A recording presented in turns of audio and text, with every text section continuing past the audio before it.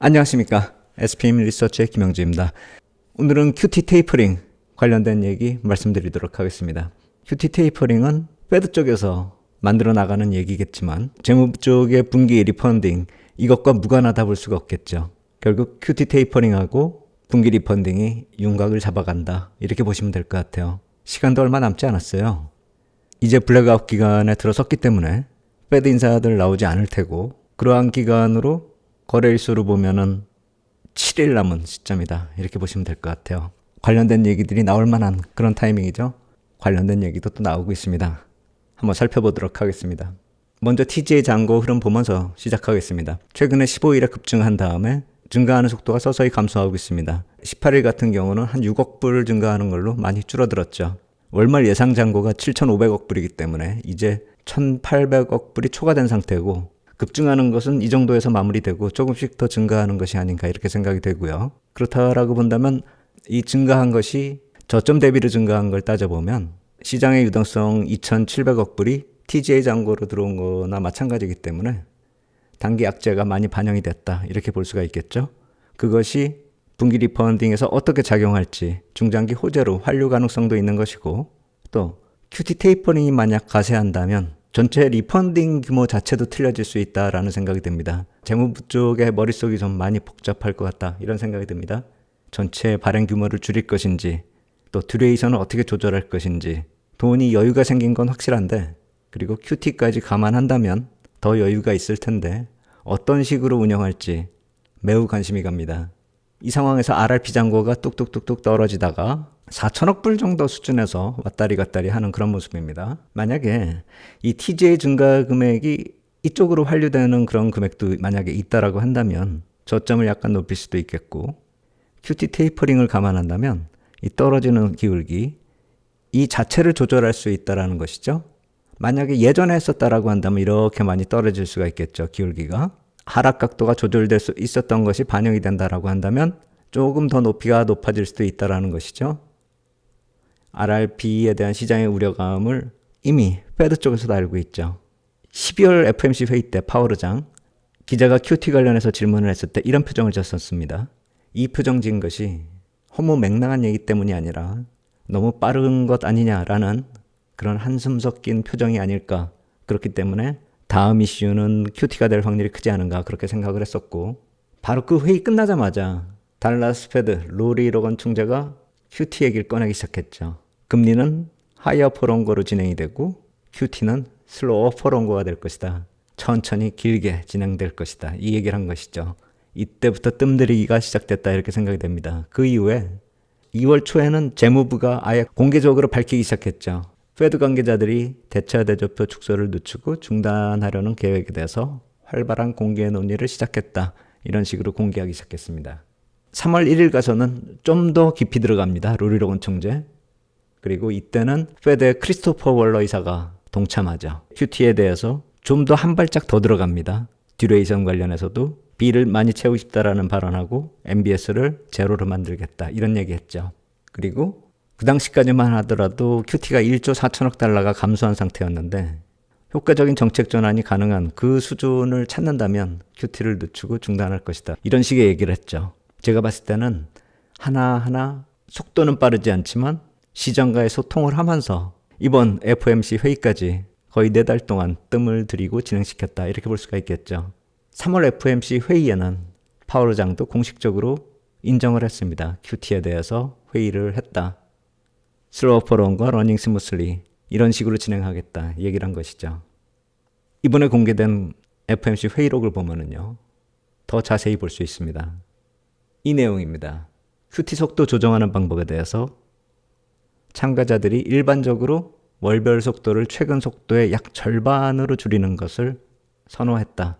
그리고 MBS 같은 경우는 감소되는 월별 목표가 밑도는 경우도 있기 때문에 이 금액까지 조절할 필요는 없다. 계속 속도 유지하면서 줄여나가겠다. 이 얘기죠. 그래서 MBS는 기존 속도 유지, 국채에 대해서 절반으로 줄이겠다. 이런 식으로 향후에 갈 것을 얘기하고 있는 것이죠. 물론 이렇게 진행하겠다는 계획이지 확정된 것은 아닙니다. 그렇기 때문에 계속 관심을 끌고 가는 그런 상황이죠. 이런 식으로 확정이 된다면 기존 감소 금액보다 월 300억 불 정도가 줄어드는 것이죠. 그리고 이번 달 들어서는 12일부터 제가 이 테이퍼링 관련한 협의가 본격화될 거라고 말씀드렸죠. 그러한 협의를 하는 과정에서 뉴욕 패드 쪽에서 결론을 거의 내고 있습니다. 이런 식으로 테이퍼링을 하다가 위에가 국채고요. 아래가 MBS고요. MBS는 쭉 줄여나가고 2024년 후반, 2025년 들어서부터는 국채 쪽을 줄이면서 MBS가 국채 쪽으로 올라간다.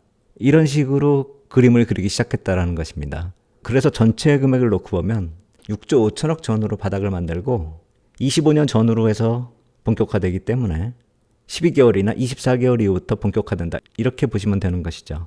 이번에 시장에서 협의될 때 12개월에서 24개월의 이 기간은 이미 확정되어 있었던 것 우리가 알고 있죠. 그래서 역산을 하면은 이거 역시 마찬가지로 테이퍼링이 그동안의 금액보다 한 절반 정도로 줄어든다. 이렇게 추산을 할 수가 있는 것이죠. 그리고 또 만기별로 어떤 구조가 되는지 그거 역시 마찬가지로 뽑았는데 지금 비일 금액이 요 푸른색이거든요. 전체 금액에 비해서 좀 많이 적죠. 보시면은 노트나 본드, 팁스 이렇게 나와 있는데 이거 빼고 나면은 거의 뭐 3분의 1이 안 되는 그런 수준입니다. 2023년 말 기준으로요. 그래서 좀 비를 많이 늘리고 싶다라는 얘기가 패드 쪽에서 나오는 것이죠. 이 금액에는 MBS가 안 들어있는 것이고요. 이게 좀 보기에 좀 헷갈리기 때문에 패드 자산에서 듀레이션별로 증감되는 그런 모습은 제가 개인적으로 뽑은 표를 보여드리겠습니다. 노트하고 본드가 어떻게 구성이 되고 듀레이션별로 규모가 어떻게 되는지 그리고 또 어떻게 증가하고 감소가 되고 있는지 2022년 6월에 정점을 치고 줄어들기 시작할 때 QT가 시작할 때 그 이후로 얼마나 줄어들었는지 이 빨간색 표는 2월 28일까지고 본격적으로 QT 관련한 얘기가 나온 그 이유는 제가 보라색으로 표시했습니다. 만기 10년 이상의 노트본드, 그 다음에 만기 15일 이하 빌은 조금씩 증가를 했고요. 나머지는 다 감소를 했습니다. MBS 당연히 줄고요. 가장 많이 줄어든 게 만기 91일에서 1년짜리 35.5% 줄어들고 그 다음이 16일에서 90일짜리 33.7%가 줄어들었습니다. 많이 줄였죠. 이쪽을 늘리겠다 이 얘기를 하는 것이죠. 이 MBS는 가장 지금 많은데 없애버리겠다 이거고요. 현재 자산 비중을 놓고 보면 노트본드가 82%, 비일이 18% 이렇게 구성이 되고 있다는 것이죠. 그래서 이쪽을 늘리겠다. 그러면은 정책적으로 조절하기가 더 쉽다. 시장 개입하기도 쉽고요. 만기가 단기로 듀레이션이 짧아지니까요. 그런 목표로 지금 추진하고 있다. 이렇게 보시면 될 것 같아요. 그리고 이것이 거의 확정이 되고 있다는 점 우리가 좀 생각을 해봐야 될 것 같아요. 초반에 말씀드렸듯이 TJ 잔고가 늘어나면서 단기적으로 유동성 악화되는 그런 흐름이 이 4월 들어서 본격화되고 있는 그런 흐름이고 그리고 그 영향이 4월 중순이 가장 클 것이라는 점은 시장에 이미 알려졌었던 사실이고요. 그 유동성 감소의 악영향이 시장에 좀 크게 작용하고 있는 것 같습니다. 예전까지는 국채시장 쪽으로 좀 악영향이 좀 컸었는데 최근에는 주식시장 쪽으로 좀 커진다 이렇게 말씀을 드렸죠. 분위기가 좀 많이 안 좋고 그러한 흐름이 좀 더 진행될 수 있다라는 생각이 됩니다. 4월 말까지는 악영향이 조금 더 진행될 수 있다라는 생각이 됩니다. 그리고 다음 주에 2년물, 5년물, 7년물 국채 입찰 이 일정이 또 부담이 될 수 있다 이렇게 말씀을 드렸죠. 24일이 약간 좀 더 무거워 보인다 이렇게 생각이 되고요. 그래서 이것이 지나면서 약간 좀 시장은 유동성 측면에서는 좀 풀리는 것이 아닌가 이렇게 생각이 되고요. 물론 경제지표에서 또 인플레이션 데이터도 좀 지켜봐야 될 것 같은데 지금은 유동성이 시장에 미치는 영향이 더 크다. 그 관점에서 유동성 쪽을 좀 집중적으로 볼 필요가 있다 이런 생각이 듭니다. 그래서 FOMC 회의 30, 30일이라는 QT 테이퍼링 이것이 이슈화 될 테고 재무부의 분기 리펀딩 얘기도 이때 나올 것입니다. 전체 규모가 얼마가 되고 듀레이션이 또 어떻게 조절이 될지 중기 모멘텀이 될 것이다 계속 말씀을 드리고 있는데 그리고 그것이 미국 대선에 가장 의미 있는 기간이죠. 7월부터 9월 그때의 자산시장 향방에 가장 큰 영향을 미치는 그러한 모멘텀이 이때 확정이 된다 이렇게 보시면 될 것 같아요. 다음 주에도 지켜볼 것들이 많을 것 같고 나오는 얘기들도 또 많을 것 같습니다. 추가적인 말씀은 다음 주에 드리도록 하겠고요. 오늘 여기까지 하도록 하겠습니다. 감사합니다.